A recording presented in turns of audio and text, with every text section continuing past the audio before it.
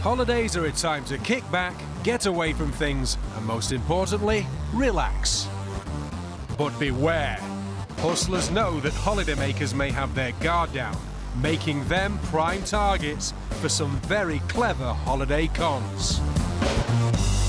So, Alex, Jess and Paul are hitting Ibiza for a spot of sun, sea and scamming. So if you go abroad, you'll know just what to look out for. This is the purse swindle. It's market day in San Antonio and the hustlers are setting up a pitch. Paul's going to be the salesman or hawker, but Alex and Jess will return to play a vital part in the scam. Okay. Hi.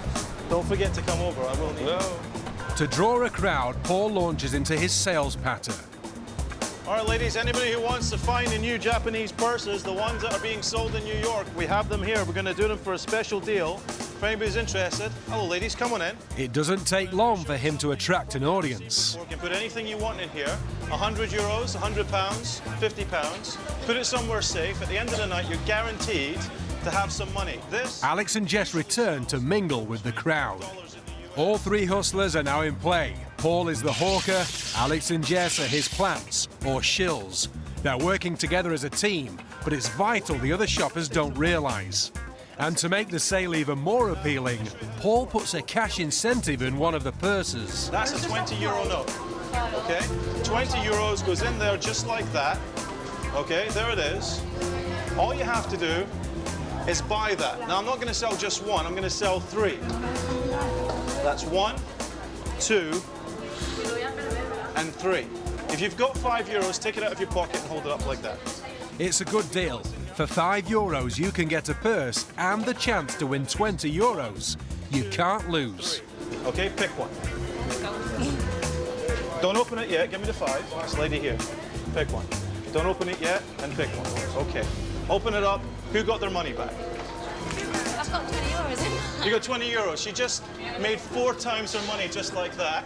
Amazingly, the money went to Jess. Okay, hold on to that like that. But as far as the other punters are concerned, she just got lucky, and Paul's about to up the ante. What I'm going to do is take 50 euro. There you go, 50. 50 goes in there just like that. All you have to do is decide which one you want. That's 1, that's 2, that's 3, 4, and that's 5. 5 people, put your hands up if you've got 5 euros. With a 1 in 5 chance of winning the money, they can't wait to hand over their cash. All right, take one, don't open it yet. Hold on to that. Hold on to that. Very good. 5 euros. Who's got a 5 euro note? Come on in. Pick one, sir. There's 2 left. And 1 more. Okay, open them now. Paul's bagged himself 5 more sales. He's got 50 euros. Look at that. He just made 10 times his money. And the 50 euros goes to another incredibly lucky hustler. I'm going to let someone make 10 times their money. Who wants it? To maximise his sales, Paul goes for the big one. Let me show you exactly what I'm going to do. We're going to take 100 euro. We're going to put it in there like this. That's definitely 100 euros. Okay? Hold your 10 euros up. That goes in there like that. Wave the money if you really want to take it. Each purse now costs 10 euros, but the prize on offer is 10 times that amount. In fact, I'll tell you what, could you pass me that box? Pass me that box. Now, we know it's there somewhere. Could be in there, could be in there, could be in there. Give me 10 euros. Pick one. Having seen 2 punters already win a cash prize, the crowd are keen to snap up the purses and a chance of winning the 100 euros. There you go, sir. Pick one. Pick one. Pick one more. In it goes. One more. In it goes. Ladies and gentlemen, look inside. If you find it, don't let anybody else know.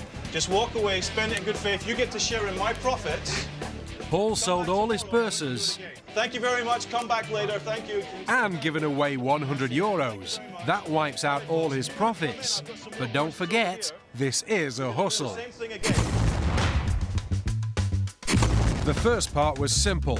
Paul clearly places the euros in a purse and offered the first pick to Jess, who knows which one to take. I've got 20 euros in mine. You got 20 euros. From this sale, he made 10 euros and lost nothing. The crowd are now eager to snap up the purses, making this next hit more complicated. 50 goes in there just like that. Paul can't give the first choice to Jess or Alex. That would be too suspicious, so he changes tactics. The crowd saw Paul put 50 euros in the purse, but what they can't see is the second empty purse concealed in his left palm. Watch closely. He switches them. The purse with the money stays in Paul's left hand. He does a second switch, and it's back in the bag without anyone noticing. It now didn't matter which one Alex chose, they were all empty. He then used sleight of hand to make the money reappear from within his purse. He's got 50 euros. Look at that. He just made 10 times his money. That's another 20 euros profit to Paul. The final part is the cleverest of all. It relies on the crowd being totally suckered in by what they've seen. They've witnessed two independent people win the cash prize, and now they're desperate to get involved. We're going to take 100 euro. We're going to put it in there like this. This time, the crowd saw Paul put 100 euros in the purse. Is watch the money. But again, he palms this, so no one wins the money. All you have to do... Ladies and gentlemen, look inside. If you find it, don't let anybody else know. And because he tells them not to let on, just walk away, spend it in good faith. You get to share in my profits. Nobody is any the wiser. In fact, they all go away quite happy. We got a purse for 10 euros. They were in the purses because you saw them pull it out when they got the purse. Someone supposedly walked off with 100 euros. But you don't know who. So we ended up losing all our money. So I just lost money for that. This scam's got all the classic elements of a good hustle. The mark is put in a situation where, by buying something, he also qualifies to win something. Also, it's got the shill element. They see Jess win, they see me win, so it's possible to win something. So their greed goes up and up and up. And no one had a chance of winning any money, except, of course, for one of the shills. This is the Thai gem scam. It's late afternoon and holidaymakers are heading to the bars where Alex and Jess are already lying in wait. When a couple sit at the next table, Jess strikes up a conversation. Excuse me. Where'd you get your dress from? It's the obligatory holiday small talk, Is it last season? including clubbing, We went for Pete Tong at Radio. Oh, yeah. mosquitoes, Radio where the flies just at their legs. Right. and dodgy stomachs. Well, I was eating prawns, and I'm usually fine with something like that. Next day, I'm just in bed the whole day. Fish is the worst. Once the friendship's established, Jess and Alex use a classic hustle move, roping in their marks. A friend of ours who lives here, a guy called Adam, and he introduced us to this guy called Rob. This guy sells jewellery. He's got one of the stalls down by the harbour. He also sells semi-precious stones. I've bought them off him for like 400 euros, and you get paperwork and everything, you know, because they're all stamped and weighed and everything. Yeah, my auntie's friend owned a jeweller, so I then sold We made them. like 600 quid profit last year, which kind of paid for our holiday. Which is why we're coming back here every year. It sounds like a good way to pay for your holiday, and the couple's interest is piqued. You like your jewellery, don't you? Yeah. She was buying. I'm obsessed with it. I want to look at jewellery. We're going to go down in a minute to see him, so come say hello to him. He's got lovely stuff. The marks are taking the bait. If you're interested in looking at jewellery anyway, would be a nice person to meet. They agree to accompany Alex and Jess to the harbour market, where Paul has set up a stall and is lying in wait. Hey. Ah, how are you? How are you? You well? Not bad, not bad. These are some people we just met, and we thought we'd bring them to you. How you doing? This is Rob. Becky and Giuseppe. Do you want to do your thing? Or... Yeah, that'd be great. Alex and Jess are keen to pick up their regular gem order. That's yours. Thank you. The marks see them handing a roll of notes over to Paul the jeweller. Perfecto. You got any more? I'm gonna. More. I do. I don't usually, but I do. Alex and Jess have roped the marks in perfectly, so they leave Paul to move the con on. Look around, I'll fill them in.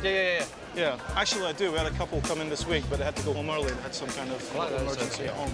It's their lucky day. Paul has some semi-precious stones which haven't been collected by another buyer that he can offer to them for a good price. What I tend to do with people is I say, look, go home, you'll have no problem selling it. This is tanzanite, which is, you know, it's one of the most beautiful stones. It's not a diamond, but it's a rare, high-quality stone, and we have them all cut, laser-mounted. They're perfectly real. I don't know if you've ever...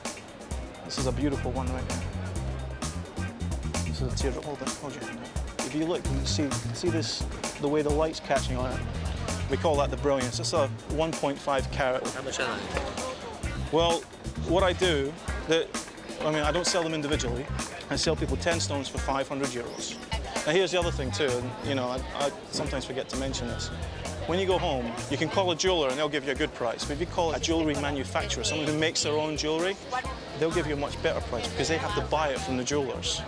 With this kind of quality, you're looking at about £1,000. So you triple your money, essentially. You triple your money. But they want an even better price, and the haggling starts. Well, at 500 euros, they're 50 euros each, which is a fantastic price. I mean, it's a fantastic price. So I give you 6 for 300.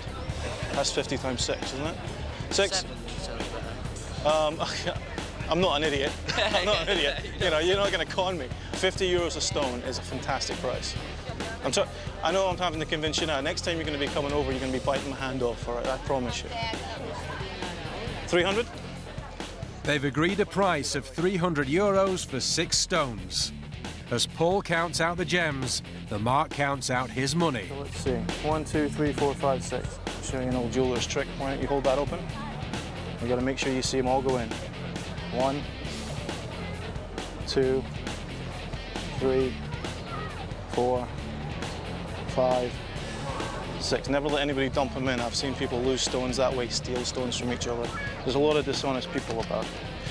All right, let me see what you got there. The marks hand over 300 euros, and they even get paperwork. Show you what you've got here. This tells you exactly where it comes from, Tanzania. The perfect end to a romantic day. Take care, and have a good holiday, yeah? Bye-bye. Our cameras caught up with the couple to ask them about what they bought. They're not diamonds, they're sapphire or something. What are they? The pretty looking ones. The paperwork?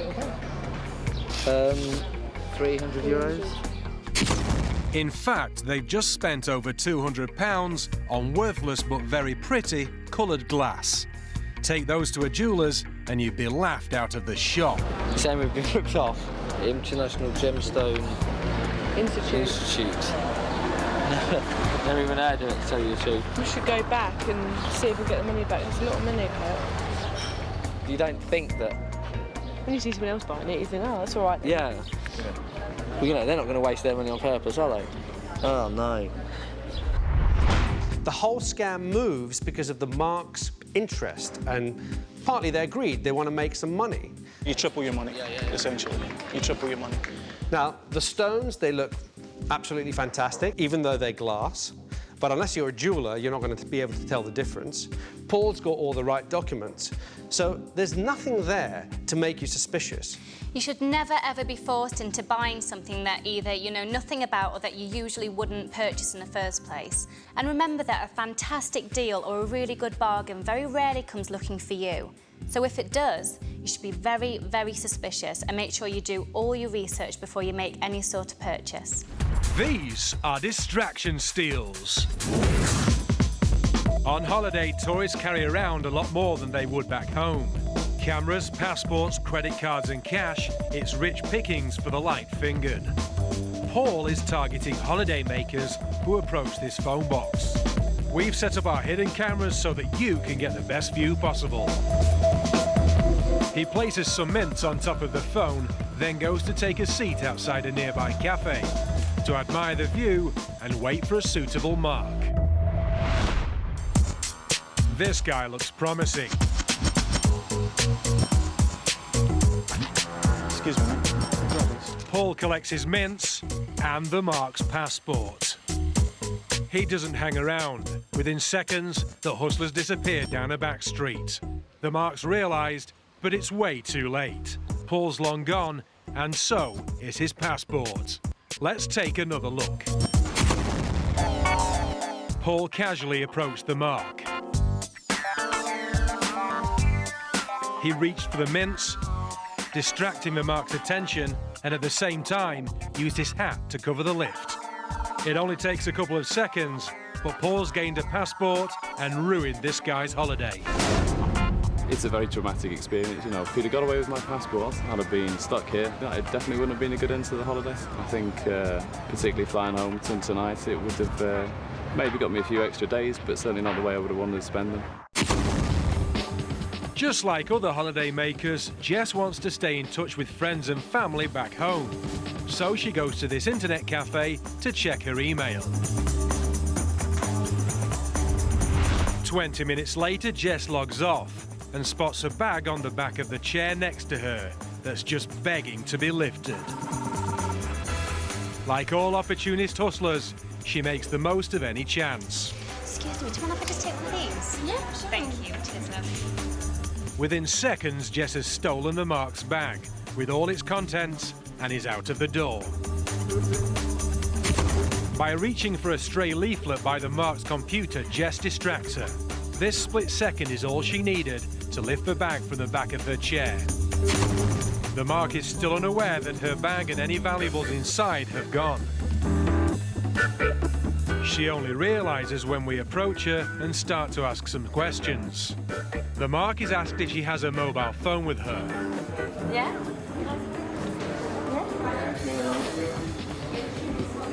Where's my bag gone? Luckily for her, it was Jess that took her bag. If it had been a real pickpocket, her phone, passport, wallet and other belongings would be long gone. I didn't notice anything, because she sat on the computer next to me, so I didn't even realise that she was, like, doing anything. I was just like, oh my God, what am I going to do? My bag's gone. I had everything in my bag. I had my phone, my wallet, all my money was in there. Pickpockets often use a distraction to help them steal your belongings. Now, these can range from throwing change to asking questions.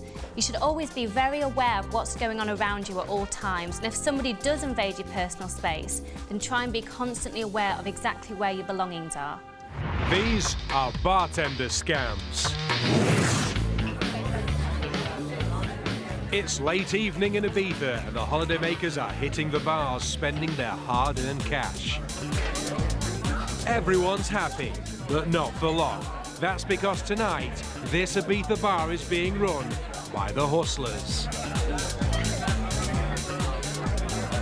The drinks may be flowing, but are the punters really getting what they paid for? Paul's taking the first order. All right, you guys okay? You need anything? I'll have a gin and tonic. G&T.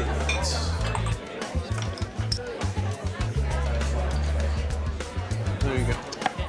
Enjoy. They've spent €25 on Paul's drinks. And are they happy with them? Yeah, they're fine. Yeah, really nice. Maybe they wouldn't be, though, if they knew what Paul had actually given them. All right, now there's plenty of ways of shortening your drink, but this is one of the cleverest. So the first thing you do is grab a glass. Got a glass, got to put ice in the glass. Before I get to the ice, as I'm walking past this plate, this is actually filled with gin. So that goes on here like this. That creates a layer of gin on the rim of the glass. So when I get to the ice, and then to the tonic, all I have to do is pretend, with my back turned, to add the gin. And that's easy. Thumb. A little bit goes in, tiny amount. The rest is topped up with the tonic. By the time I turn around, it looks like a full drink. But all he's got is a very small sip of gin. While Paul's scamming, Jess is serving. Hey boys, what can I get you? Double brandy on us. Yeah? Made that two, yeah. Two, no problem. She measures it out right in front of them. There you go, boys. Enjoy. Thanks. You're welcome. So, are they content with their measures? Yeah, that's exactly what I expect, yeah. Yeah, lovely. My favourite. When you order spirits, bar staff will usually use one of these. Now, it's a metal measuring cup, but if the bar's trying to scam you, they might use one of these. Now, they look identical, but in this one, there's 3 metal discs glued to the bottom, which take up space. So, when you think you're getting a double... First, a proper double measure. Like that. You're actually only getting a single. Then Jess's doctored measure. As you can see. That's a 40% difference, and all thanks to a couple of washers glued in the bottom. While Paul and Jess have been busy filling the tills rather than the customers, Alex has been working his end of the bar. Hiya, what can I get you? Ooh, hey. Vodka. Vodka orange, 3 times? Yes. 3? Great, fantastic. Thank you. We'll have a nice long... This time, no thumb over the pourer, and the punters can see exactly how much booze is going into their glasses. And long pour for you.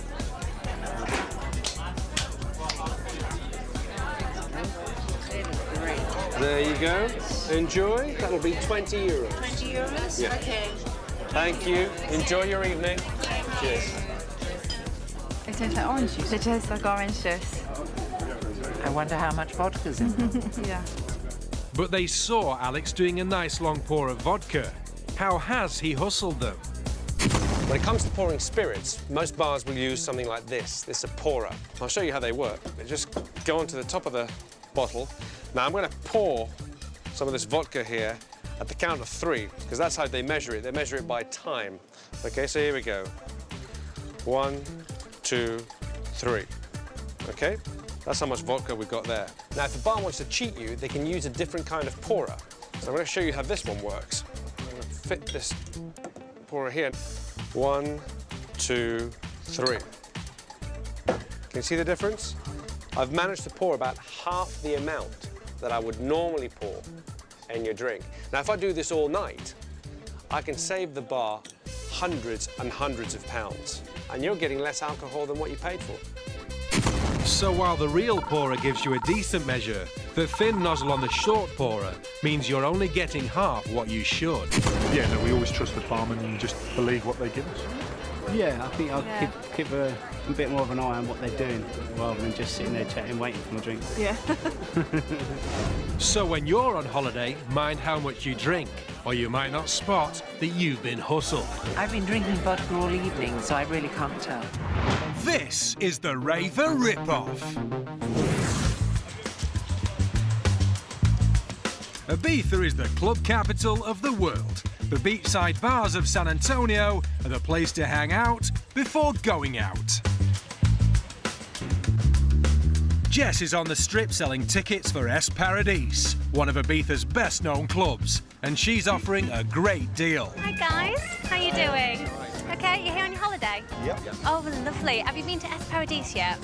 Can I offer you half-price tickets? We're selling? Well, I love half-price. Really? Would you like some half-price tickets to get? And you get a free drink up on entry as well. Yeah. And you get queue jump too. They're €10 each. So can I put you down for 3? I like that. Yeah. Yeah? Lovely. It's a bargain, and as any good salesperson knows, a spot of flirting's always wise. Are you all here with your girlfriends? Well, boyfriends. Boyfriends? Honestly? Well, in most cases, but Jess still manages to bag 3 sales at €10 each. That's great, thank you. That's 10. That's wicked. They're your tickets. And the night's still young. There's plenty of time to flog more tickets.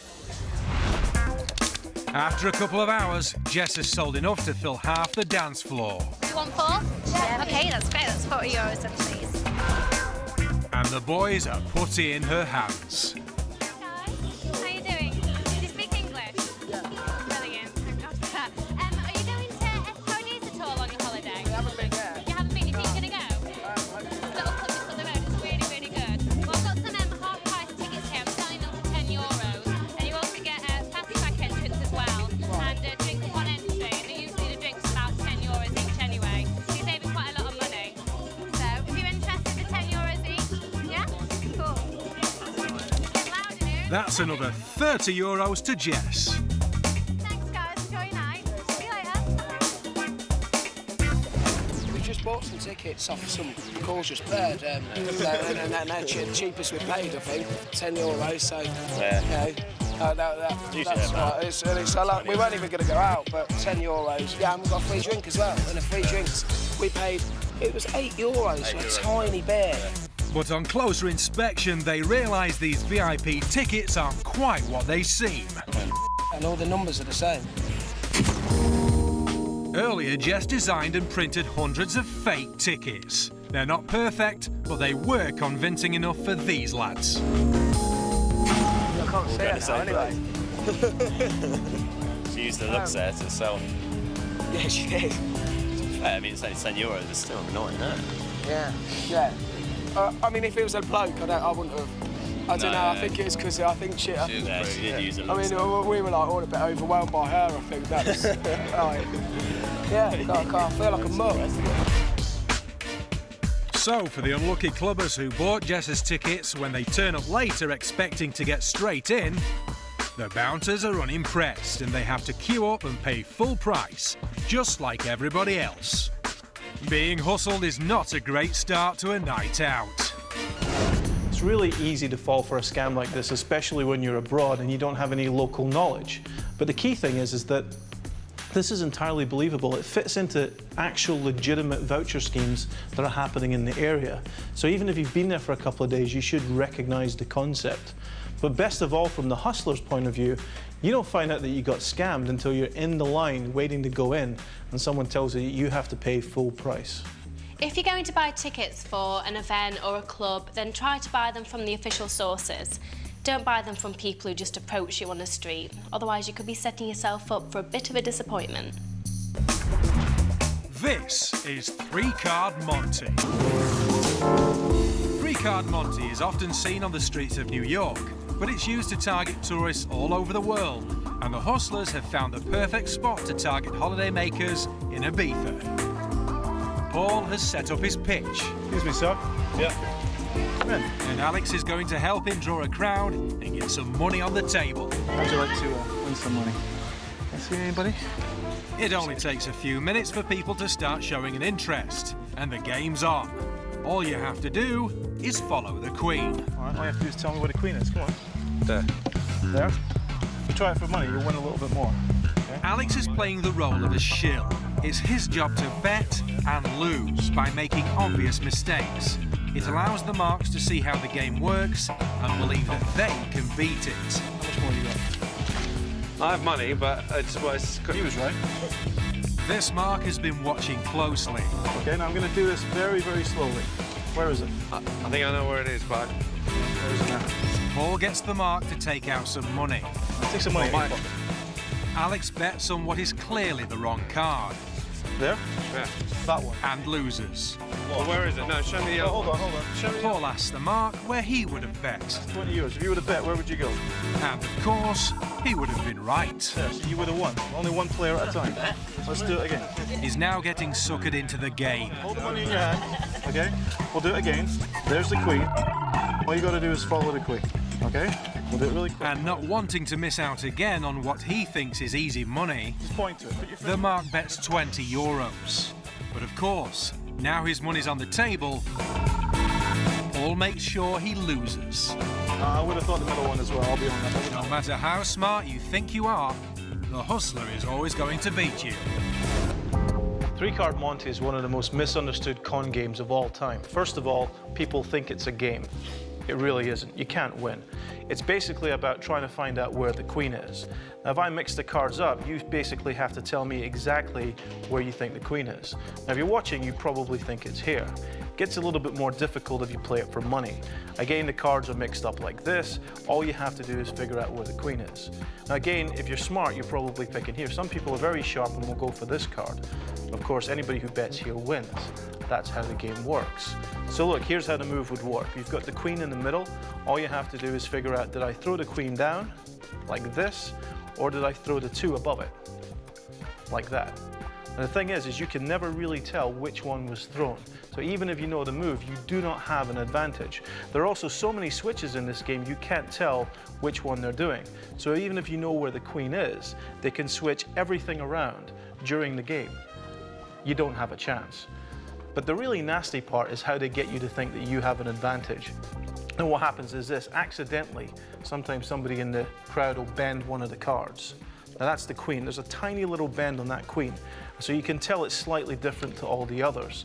So as the cards are moved around, you can obviously tell which one is the queen. But if I were to just switch them a little bit more, you can see the queen exactly where it is. But if you bet money there, you're absolutely guaranteed to lose. Because even with a bend in it, it's possible to switch the cards around. Big event. And here it is in the game. Alex bends the queen in full view of the other punters. You should have bet big time. Hold on to your money, I'll give you another chance. Here we go. When Paul throws the cards down, the punters think they know where the queen is. This one, anyone else? This one here? No, that's the two. But in fact, the bends move to another card. That's the way the game is played. He must have got about 200 euros off everyone. Yeah. Like, no one ever won off him, no. Yeah, I lost some money, yeah, I lost quite a bit of money today actually. So, but oh well, doesn't matter. Not be bothered. Go here for the oldie. But the con doesn't end there. The Marks have lost more than a few euros. Got the person then? No. Nope. No. Purse is gone. All the cards and some money in it. Oh well. Gosh. All right, come on, folks, someone's But Alex and Paul never went near the bag. How did the purse get lifted? Every king is looking for There was a third hustler, Jess. A little bit closer. How much money have you got? As the Marks reached for their money, they were unwittingly letting her know exactly where they kept their wallets and purses. And while the punters were concentrating on the game... Yeah, you would have lost as well. I'm pretty good at this game, folks. Yeah, very good. Jess dipped her hand into the Marks' bag and lifted her purse. They didn't mind blowing a few euros on a street game, but losing the purse could completely ruin their holiday. Cancel the card, that's all really. How much more you can do. Bit good. That's it. Thank you very much.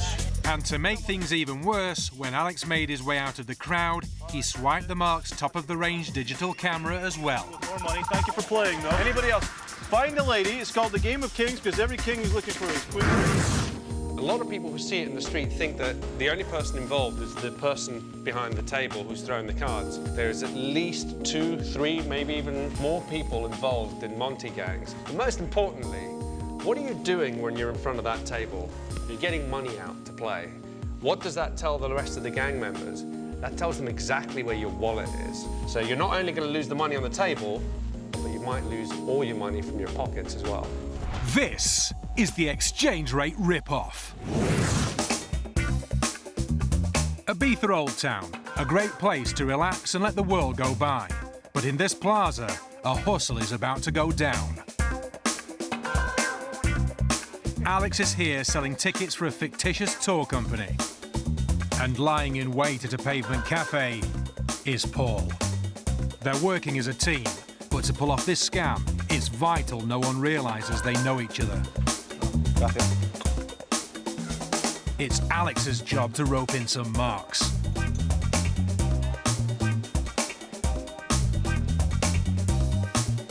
I want a tour. This couple look promising. Tour of the island, or you can have a map for €2. Yeah, can I have a two? Yeah, I get you this map here. And that's Paul's cue to get involved. He's the shill, a hustler pretending to be an ordinary punter. Excuse me, can I get one of those? Yes. Here. You're English? A map for €2? Nothing wrong with that. But Alex has another proposition to offer Paul. I have a question for you. There you go, my friend. I have pound. You're English, yeah? Yeah. I have a lot of pound here. It's £500, but I need change. I have £500 for €200. For €200? Yes, look, it's £500. 1, 2, 3, 4, 5. Exchange rate. Yeah. It's an amazing exchange rate. 300. £500 is actually worth over €700, and Alex is offering it to them for just 200. Is it real money? Yes, of course, real money, my friend. What do you think? Alex counts the notes out in front of them, and everything seems legit. How much you want? 200 euros. Paul appears interested, but hasn't got the full amount. I've got 100. You guys want to split? What do you think? Yeah, we'll do that. Yeah. With Paul offering to go halves on the deal, the Mark thinks it's a safe bet and agrees to split the cost. But Alex is cautious about handing over the cash in full view. Take your hat off. I can't hand you money in the street. What? Take your hat off. I can't put money in the street in your hand. If anybody watching. Put it in there. Alex puts the £500 in Paul's hat, and both Paul and the Mark hand over 100 euros to Alex. Thank you very much. Thank you. Okay. Yeah? All right. All right. I've got a coffee over here. How you doing? Where are you from? Yeah. From Redditch. While they make their way to the cafe to split the £500, Alex melts away into the back streets of Ibiza town. It's different. Yeah? It's different. Very different. All right. It's an unusual exchange rate. So what is that, 250 each? Yeah. I'll even get the coffees in. But as the Mark counts out the money, he realises things have not gone according to plan. Do a little work. Slight problem there, Rob. That one's fake. And those are empty. The £500 has somehow transformed into one colour photocopied note and a pile of useless paper. Oh, God.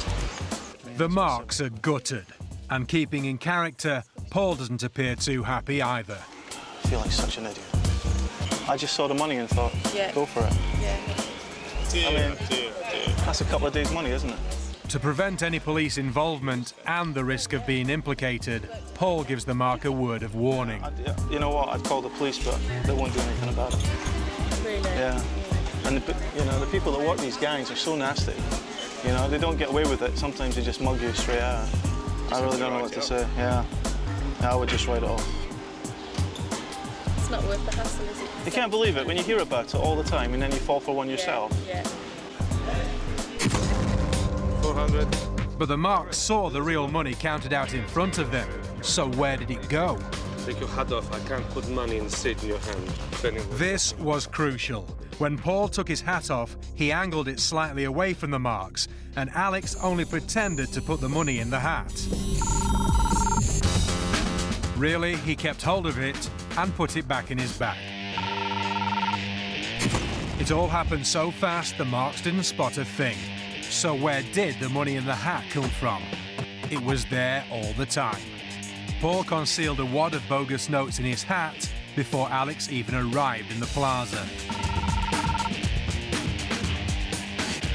The Marks never stood a chance. The notes I saw looked real. And then he passed this lot. A lovely fake there, and then you've got a load of blanks here. And I'm pretty certain that one's a real one. So for 20 quid, he's walked away with what, 70? 140 odd quid. I think it's taking advantage of the relaxed attitude. Yeah. Yeah. At home, no way. At home, I wouldn't entertain it. No, not at all. Not at all. Not at all. We first heard about this scam during a trip to Spain last year, and it uses some very clever psychology. There are three parts to the scam. First of all, you're offered an amazing bargain, and that activates the greed factor. Second, someone else seems to be involved in the deal, and that helps to rope the Mark in. In other words, it convinces them to go the extra distance and hand over their money. But the really clever part happens in the third phase of the scam. This is when we cool out the Mark. And cooling them out means making them walk away without calling the police. You know what? I'd call the police, but they won't do anything about it. Really? Yeah. And the people that work these gangs are so nasty.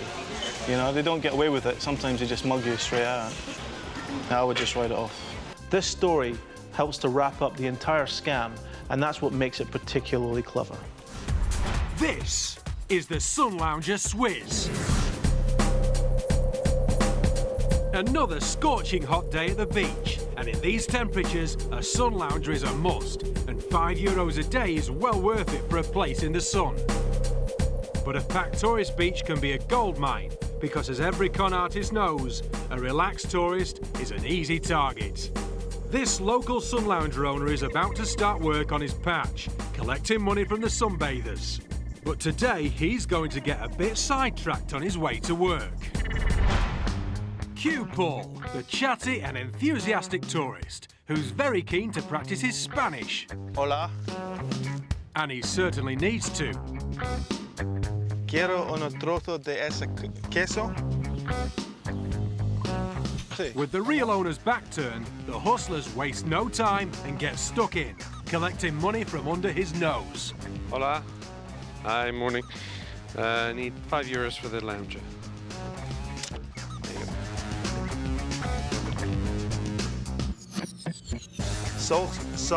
Salsa bechamel.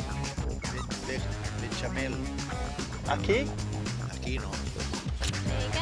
€5 per lounger may not seem much, but when there are 2 hustlers and this many tourists to target, Alex and Jess are soon raking it in. €5. Thank you. All right, thank you. How are you? Paul is determined to get it right. This could take some time. Un momento. Alex and Jess collect over €100 for only a few minutes' work. And tomorrow, there are plenty more beaches on which to replay this scam over and over. Just as Alex and Jess finish up, Paul decides he's practiced enough for one day. Gracias. But our sun lounger man is about to learn a lesson himself. Hello. How you doing? Good morning. You know you have to pay for it. We already did, sir. Who is that? See, we paid €5 each. Yeah? Yeah. Here's our Show me. receipt, man. Show me that. I had a 20. Can I see? Yeah. That's not mine. We already paid, man. I'm telling you. We paid him. Some guy came over to us, gave us we gave him €5, and then some other guy came up and tried getting another €5, and I told him to blow off. But we didn't pay the second guy. We were like, we already paid. The first guy that sold the sun lounges doesn't work for the hotel, so he just kept the money. Oh, that is ridiculous. I cannot believe that the first guy that sold us our sun lounges does not work for this hotel. No one asked us a thing, no one asked us a single question. Why? Because we're there at the right place at the right time, and they're expecting us. The best way to protect yourself against this is to find the owner of the sunbeds once you get to the beach, pay him, and then you've got no way of being ripped off by anybody else. This is the car rental ripoff. Many tourists find the best way to explore their holiday destination is by car. But knowing this, con artists are also looking to take you for a ride. Jess is loitering outside a branch of a busy car rental company. Hello, do you speak English? Oh, wonderful. My name's Susie, I work for Tourist Information. Hello there. And we're just doing a quick survey to see which are the most popular car rental companies on the island. Would you mind sparing a couple of minutes just to fill out a small questionnaire? Thank you ever so much. With her fake survey, Email. That's great, thanks ever so much. Enjoy the rest of your day. Bye. she aims to get as many people as possible. Would you mind spending a couple of minutes just to fill out some information? Is that okay? Just want to fill out your name, your address, email, your holiday dates, and just some information about your car there. And also you get entered into a free prize draw to win a holiday in Ibiza. Oh, okay. Everything sounds plausible, and the Marks willingly give over their name, address, which car they've hired, and for how long. Enjoy your day, guys. Bye. But where's the con? No money's changed hands, and the information on its own is useless. But all good things come to hustlers who wait. Back in the UK, Paul puts the finishing touches to the convincers in this scam. He's mocking up a speeding ticket for the car the Marks hired in Ibiza. With the picture of their car lifted from the rental firm's website and some digital manipulation, Paul has them banged to rights. 3 weeks later, Alex is about to doorstep one of the Marks that Jess spoke to in Ibiza with some bad news.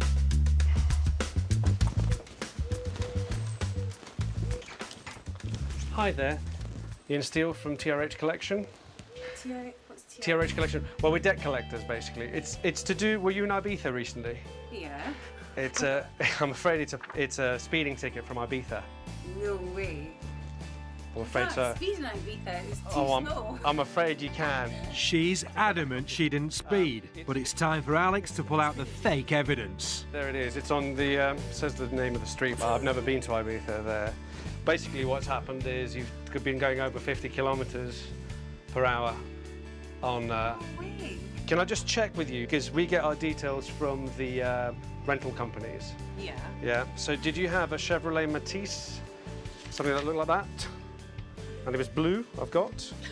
Do you know what? I can't remember. Right, well, it's, you know, what happens is that the car gets photographed, then it goes to their traffic department, they track down the number plate, and they realise it's a rental car. And here comes the crunch. Right? So the fine is €300, but if you pay straight away, it's €150, which is £100. 100 quid? At least you don't get points in your licence, that's all I could say. You don't get points on your licence, and you don't have to go to court, because if you see here, it's 27th of June, that's today. You got till the 27th of July. If you don't pay me now, on the 27th of July, you have to go to court in Ibiza.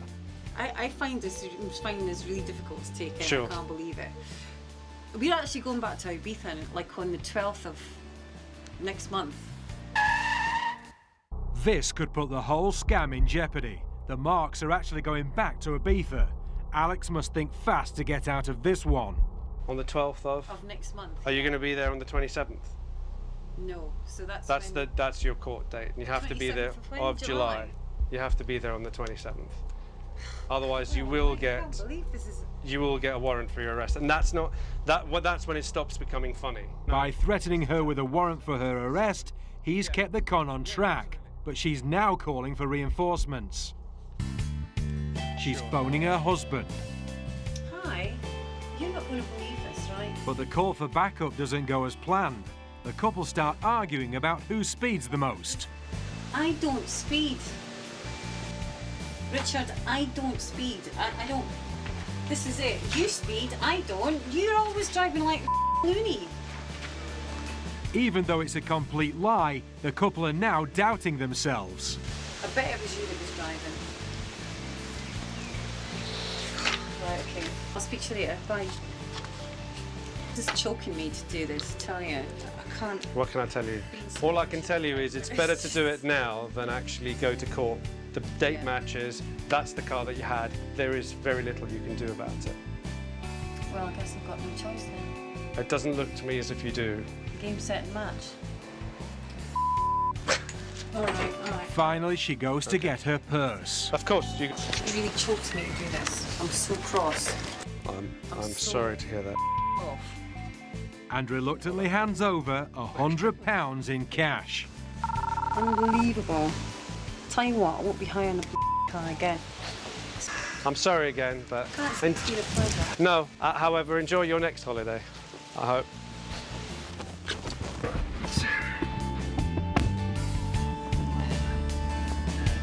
It's an elaborate scam which started on holiday when they hired a car and ended back home with them handing over £100 on their doorstep.